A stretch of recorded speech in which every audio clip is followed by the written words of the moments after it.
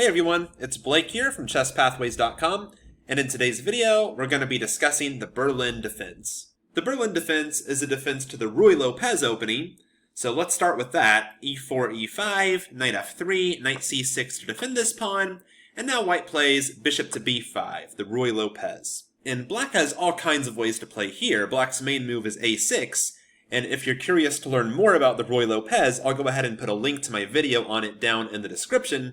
But the Berlin defense is this move knight f6, immediately counterattacking this e4 pawn. Now, often in the Ruy Lopez, white does not want to defend this pawn with d3 or knight c3, because one of white's plans is to play c3 and then d4 in a lot of lines, trying to fight for more central space. So very often, white will respond to this by just castling and trying to defend this pawn with a rook.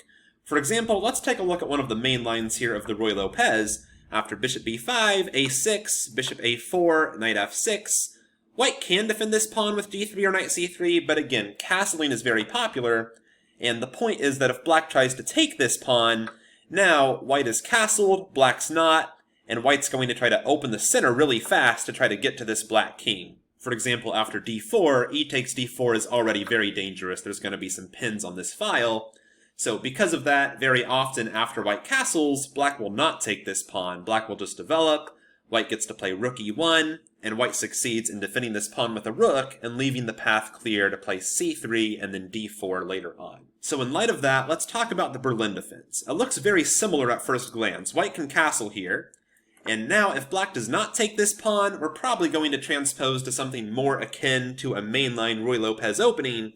But after knight takes e4, d4, now we see why black decided to leave this bishop on b5 instead of kicking it away with a6. Black can play knight to d6 here, not only getting their knight out of the way of these e-file pins, but also counterattacking this bishop on b5. Now we're going to circle back later in this video and talk about each side's alternatives, but the Berlin defense is most often associated with this endgame that can arise after white tries to win their pawn back here. White can exchange off this bishop, take this e5 pawn, and even stop black from castling by exchanging queens. That seems to be white's most logical way to handle this, and this position here is called the Berlin endgame, because those queens are off the board. At first glance, this looks pleasant for white. This king is a bit exposed here on d8.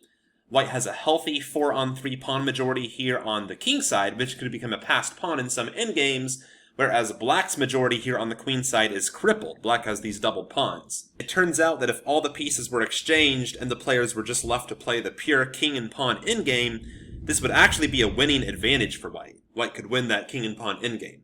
So why does black go for this position?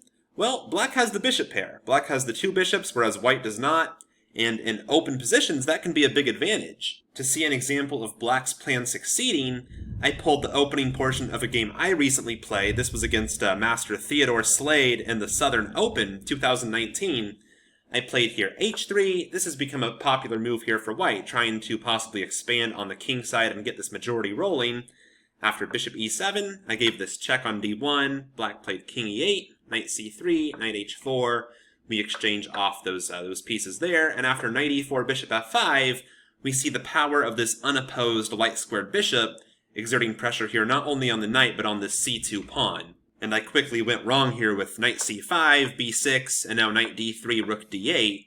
And black actually has a wonderful position here. The two bishops are very strong. This centralized king is not a concern at all.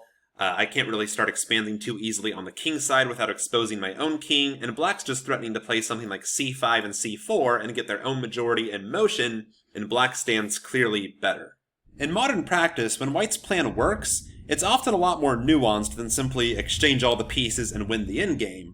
It's really not that easy, and that's one of the main reasons why the Berlin defense has become so popular at the Super GM level. Black has succeeded in making a lot of draws with this opening against the Ruy Lopez. So I pulled an example here of where white's plan was successful to show you how that can look. This was played between Alexeyev and Ponomaryov in 2011, certainly two very strong grandmasters. So here we are, the Berlin endgame here. White played knight c3, king e8, h3, and black played h5, stopping white from expanding with g4 too early. Bishop f4, bishop e7, rook a to d1, bishop e6, both sides just starting to develop their pieces. Knight g5 is a common move here, threatening to remove black's bishop pair here with knight takes e6, And now black chose to play rook h6, allowing white to remove their bishop pair, but then this rook on e6 would stand well, pressuring this e5 pawn. After knight c to e4, c5, black is starting to set that majority in motion. Knight takes e6, rook takes e6, rook f to e1, black plays rook d8, and now all the black pieces are in the game. Despite this king not castling, this rook was able to lift up to h6 and e6. The rooks here get exchanged, king takes d8, c3, and b5. Again, black's trying to expand with that queenside majority. And even though this majority is crippled because of the doubled pawns, if black were to play b4 at some point, then if white exchanged on b4, that would undouble black's pawns. And if black took on c3, that could create a weakness here for white on c3. That pawn would then be isolated. So in the game, rook e2 was played. White's trying to guard his second rank here because black was also possibly threatening to play rook a6 at some point and try to target these pawns. h4, g4, Black takes en passant there and now plays b4 as we discussed. King f2, rook a6, b3 to let this rook defend laterally. Black exchanges there on c3. And we're kind of out of the opening now. And even though black's still okay here, the position is starting to look a little comfortable for white. Black no longer has the pair of bishops, and white has the better pawn structure, but of course it's very hard work to convert that into a win. We can keep going a little further here though. Black played g5, attacking this bishop, and now after rook d2 check, king c8, white played a series of very nice in-between moves here. g4 attacking this knight, and if black were to exchange pieces here, now the white pawn majority is looking a little bit better. White's getting close to creating a passed pawn with e6. This h-pawn is already passed, and this pawn here could fall.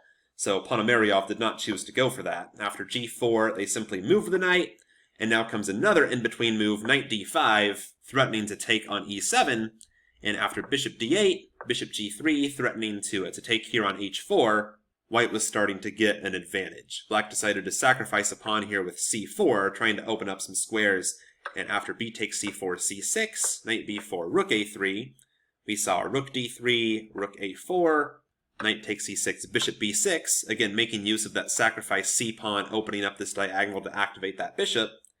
King f1, black wins their pawn back there on c4, but white is actually winning here. White played knight e7, king b7, rook d7, and after the rooks get exchanged and we play this endgame, white's extra pawn is decisive. I'll just go ahead and go quickly through this. Both players shuffled around a little bit. White improves that knight and takes the f7 pawn. White finally exchanges there on h4 and starts marching their past g-pawn now, g6, bishop f8, and now king f3. And black is not going to be able to defend all the threats here. Even though they win that g-pawn, now the e-pawn is very strong. Black manages to win it in exchange for going to the pawn in game, which of course is lost for black. White's going to use that h-pawn as a diversion, go win the a-pawn, and turn it into a queen, and black resigned here. So there was an example of a success for white in the Berlin endgame. But as we saw, against a very tough opponent, it requires a very accurate play from white to make use of those tiny advantages that white might have here, making the Berlin a great defensive choice at the top level. Not too popular in amateur chess though, a lot of players don't want to defend this endgame as black. Although as we've seen, it's easy for white to go wrong too, and then black's two bishops could even give him an advantage. So we've covered the Berlin endgame, let's talk about some alternatives here. After knight f6, a lot of very strong players, including Magnus Carlsen and other super grandmasters, have started avoiding the endgame, not castling here and letting black take on e4, but instead just defending this pawn with something like d3. And there's really not a whole lot to analyze here. The game's probably going to be a quiet, slow developing game. I'll just pull one sample line, bishop c5, c3, castle, castle, d6, both sides just developing those pieces, knight b to d2, a6, bishop a4, white just retreats that bishop, bishop back to a7, getting out of the way of white's possible expansion later with d4 and also possibly knight b3 attacking that bishop. And now white can just play h3, take away the g4 square from the black pieces, and the game's going to go from here. White can just play rook e1, maybe reroute this knight to the king side. That's a well-known Ruy Lopez idea, but the game is just roughly equal. So you might think this d3 move is kind of a concession, it looks a bit passive, but a lot of players who don't want to go to those highly analyzed Berlin endgame lines, who just want to play chess, avoid theory, play this move d3, because it really avoids a lot of those memorized forcing lines, and you're just left with an equal chess game to play from here. Here's another alternative. We looked at this line earlier with castles and knight takes e4, and in the main line, white plays d4 to open the center, and black plays knight d6, white could deviate here and play rook e1 instead of d4, with the point being that after knight d6, now instead of exchanging off this bishop, white can just take on e5 right away. Black does not have time to take this bishop, because knight takes c6 would win the queen with a discovered attack.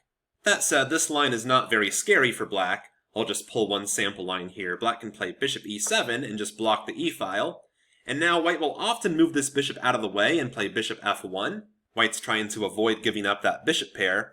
But now, after knight takes e5, rook takes e5, black can castle, d4, bishop f6, rook has to go back to e1, knight f5, pressuring this pawn and getting out of the way of the d-pawn so that black can develop harmoniously. And after white defends that pawn with c3, black just plays d5, and we're left with a totally symmetrical pawn structure here. White could argue that this knight on f5 is a little strangely placed, but white's advantage is certainly minimal here if it exists at all. Finally, I'll just show one more fun alternative. After knight f6, let's say white goes ahead and castles, black takes on e4, white plays d4, knight d6, and now instead of taking here on c6 before taking on e5, white just takes on e5 right away. This doesn't look possible at first because this b5 bishop is hanging, but after knight takes b5, this knight's actually trapped, and white can play here a4 to win their piece back. That said, white has not really succeeded in giving black any trouble in this line. For example, black can play d6 here, just ignore the fact that they're going to lose their piece back and start striking back at the white center, the point being that after a takes b5, now black can just play knight takes e5.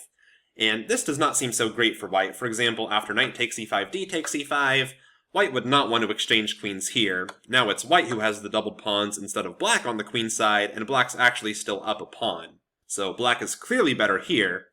Instead, white could try to avoid exchanging queens and play queen e2, but now after bishop d6, it's not really clear if white has any compensation for being down a pawn.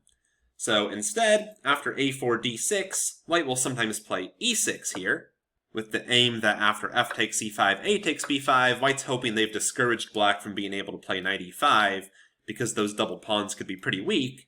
But after knight e7, knight c3, it's not so clear again what white has for their pawn sacrifice. I guess the open a-file counts for something, this a-pawn could be weak, and I guess the fact that black's missing their f-pawn could be annoying, but I don't really see white having much of an advantage here. I would probably prefer to be black and have the extra pawn.